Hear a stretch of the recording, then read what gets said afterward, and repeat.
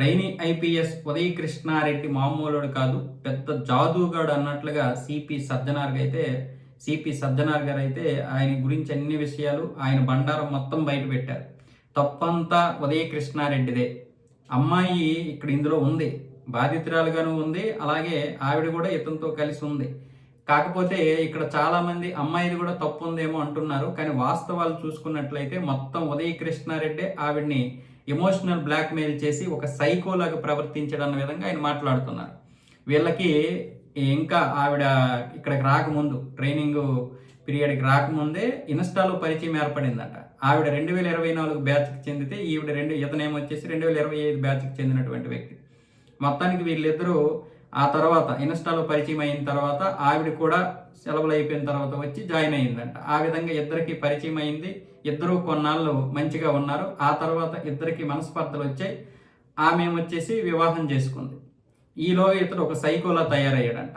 ఆవిడ ల్యాప్టాప్ పగలగొట్టేయడము, ఫోన్లు పగలగొట్టేయడము, ఈ యొక్క సోషల్ మీడియా ఖాతాలను బ్లాక్ చేసి బ్లాక్మెయిల్ చేయడము, ఇలా రకరకాలన్నీ జరిగిపోయాయి. ఆ తర్వాత ఆవిడ అత్తాపూర్లో పోలీస్ స్టేషన్లో కేసు నమోదు చేయించింది. ఇలా రకరకాలుగా అంటే ఆమెని టార్చర్ పెట్టాడంట. ఆత్మహత్య చేసుకుంటానని అనేక సార్లు బెదిరించాడంట. ఆ బెదిరించడంతో మళ్ళీ ఆవిడ తనతో మళ్ళీ కలవడం మొదలుపెట్టింది ఏదో ఒక విధంగా. మొత్తానికి శారీరకంగా వీళ్ళిద్దరూ మళ్ళీ కలిసిన తర్వాత మళ్ళీ తనని పూర్తిగా కోరుకోవడం, రకరకాలుగా హింసించడంతో మళ్ళీ ఆవిడేమొచ్చేసి ఏం చేయాలో అర్థం కాక అక్కడి నుంచి వెళ్ళిపోయింది.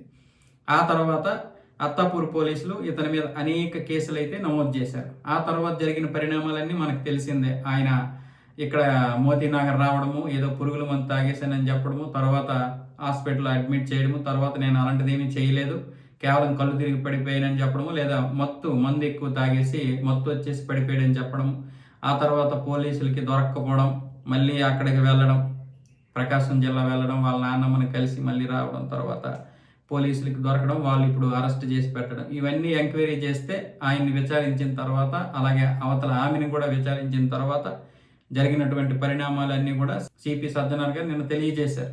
మామూలుడు కాదు, పెద్ద జాదూగాడు.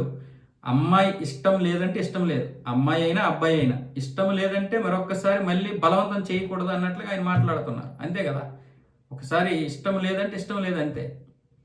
అంటే ఒక సైకో ఏ విధంగా అయితే బిహేవ్ చేస్తాడో అలా బిహేవ్ చేసేవాడు. మనిషి చూడడానికి బాగానే ఉంటాడు, మంచిగా ఉంటాడు, మాటలు బాగా ఆడతాడు. కాకపోతే అమ్మాయి విషయానికి వచ్చేసరికి లోపల ఒక సైకోలా తయారయ్యాడు అన్న విధంగా సిపి సజ్జనార్ గారు చెప్తున్నారు.